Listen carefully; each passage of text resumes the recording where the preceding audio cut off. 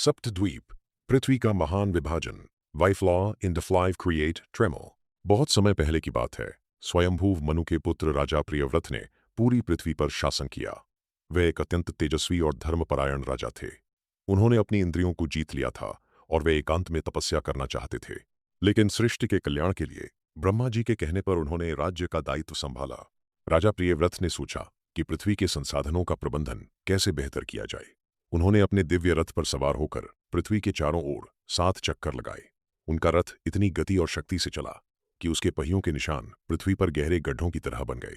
इन 7 गहरे निशानों में धीरे धीरे खारा जल, गन्ने का रस, मदिरा, घी, दही, दूध और मीठा जल भर गया। इस प्रकार 7 विशाल समुद्रों का निर्माण हुआ। इन समुद्रों ने पृथ्वी को 7 बड़े भूभागों में बांट दिया, जिन्हें सप्तद्वीप कहा गया। राजा प्रियव्रत के 10 पुत्र थे, जिनमें से 7 ने राज्य का कार्यभार संभाला। उन्होंने अपने इन 7 पुत्रों को बुलाकर पृथ्वी के 7 द्वीपों की जिम्मेदारी सौंपने का निर्णय लिया। उन्होंने सबसे बड़े पुत्र अग्निध्र को पास बुलाया ताकि वह उसे सबसे महत्वपूर्ण भाग सौंप सकें। प्रियव्रत ने अग्निध्र को जम्बूद्वीप का राजा बनाया, जो सभी द्वीपों के केंद्र में स्थित था। अग्निध्र एक वीर और बुद्धिमान शासक बने। जम्बूद्वीप वह स्थान है जहां हम आज रहते हैं और इसके बीचों बीच स्वर्णमयी मेरू पर्वत स्थित है। इसके बाद प्रियव्रत ने अपने दूसरे पुत्र मेधातिथि को लक्षद्वीप का शासन सौंपा। मेधातिथि बहुत ही न्यायप्रिय थे।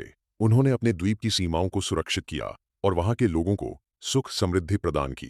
तीसरे पुत्र वपुष्मान को शाल्मली द्वीप का राजा बनाया गया। यह द्वीप विशाल रेशम कपास के वृक्षों शाल्मली के लिए प्रसिद्ध था। वपुष्मान ने अपनी प्रजा को कला और शिल्प की शिक्षा दी, जिससे उनका राज्य बहुत सुंदर बन गया। चौथे पुत्र ज्योतिष्मान को कुश द्वीप का अधिकार मिला। इस द्वीप का नाम वहां उगने वाली पवित्र कुश घास के कारण पड़ा था। राजा ज्योतिष्मान ने वहां ज्ञान और वेदों के प्रचार प्रसार पर विशेष ध्यान दिया। पांचवें पुत्र द्युतिमान को क्रौंच द्वीप का शासक नियुक्त किया गया। इस द्वीप पर क्रौंच नाम का एक विशाल पर्वत था। द्युतिमान एक बहुत ही पराक्रमी राजा थे, जिन्होंने पहाड़ों के दुर्गम क्षेत्रों में भी शांति स्थापित की। अंत में प्रियव्रत ने छठे पुत्र भव्य को शाकद्वीप और 7वें पुत्र सवल को पुष्कर द्वीप का राजा बनाया। इस प्रकार राजा प्रियव्रत ने अपनी पूरी पृथ्वी को संगठित किया और अपने पुत्रों के माध्यम से पूरी दुनिया में धर्म और सुशासन की नींव रखी। आज भी विभाजन हमारी पौराणिक भूगोल का आधार है।